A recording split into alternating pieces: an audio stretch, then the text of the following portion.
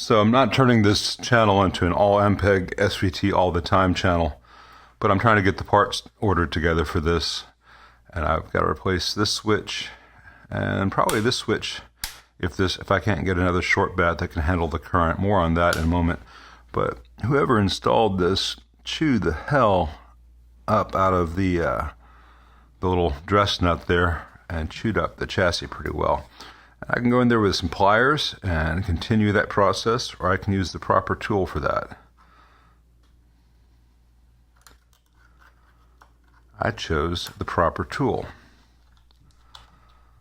I also want to pull this lamp assembly out and see what's up with it, whether I need to replace it, in which case what size hole is there, or whether I can keep the existing external and just change out the element. So more on that in a moment. All right, I've got the switch out. I'm not going to change the focus for that. It's a good quality switch, made to fit in there. There's not a lot of room. It's a 10 amp switch. I think the original was probably just a 6 amp switch, but I'm looking at my options as far as that. But there's just a huge mass of silicone added here. I think just to hold the lamp in place, and the lamp is moving, so it's wiggling, and I can make it brighter or dimmer based on putting my finger here, which is a careful thing to do when the amp is powered on. I'll tell you what, you got to think a couple times before you do some of this stuff. Let's see how old this X-Acto blade is. Well, may not be necessary because that silicone never stuck to the chassis. Okay, so I can just pull it out.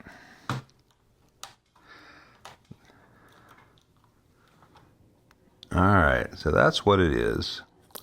Just a neon bulb that fits in a square opening there. It's supposed to slide down over the front jewel, and it no longer is. So let me see if I can excavate it from all this nonsense, and we'll see where we're at. Alright, this is how it used to work. This would be in the front panel, and this would snap onto it. But that plastic has gotten fatigued over the years and it just pulls right out. So they tried to put a bunch of silicone in, but they didn't clean the metal surfaces first. And so the silicone's like, I'm not sticking to that. Inside this is an old neon bulb, and there's a resistor there. And I bet that resistor's bad.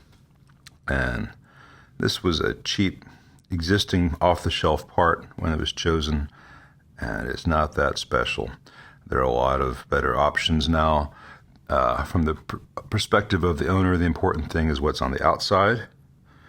And I thought it was amber. It was just dirty. It was clear. So, there are a lot of good options. I can kind of approach this cosmetically, and it's a 5/16 inch hole in the panel. So there are a lot of things that'll go in there, and rather than spend a lot of time and money on a light, I'm going to just put in something that will look good and let you know when it's on, because it was barely visible. It was just giving up the ghost. And I confirm that, yeah, this is an old 6 amp 125 volt switch. I'm sure the original power switch was the same. I'll probably still put in a 10 amp for both, which is kind of a shame because this short bat looks really nice on the outside, and I'd like to maintain that short bat, but not at the cost of arcing in a switch, because these things are hungry for current. This one was 10 amp and 3 position.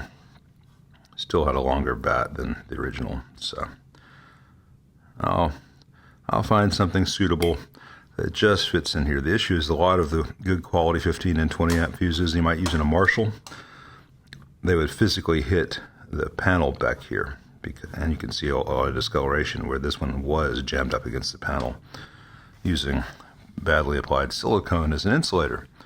A Marshall, it's a right angle, so there's nothing behind it to hit it, obstruct it. You can use a physically huge switch inside the amp. On this, because of this angle, any switch I put in here, let me demonstrate, is going to be pointing down, and so there's only so much clearance.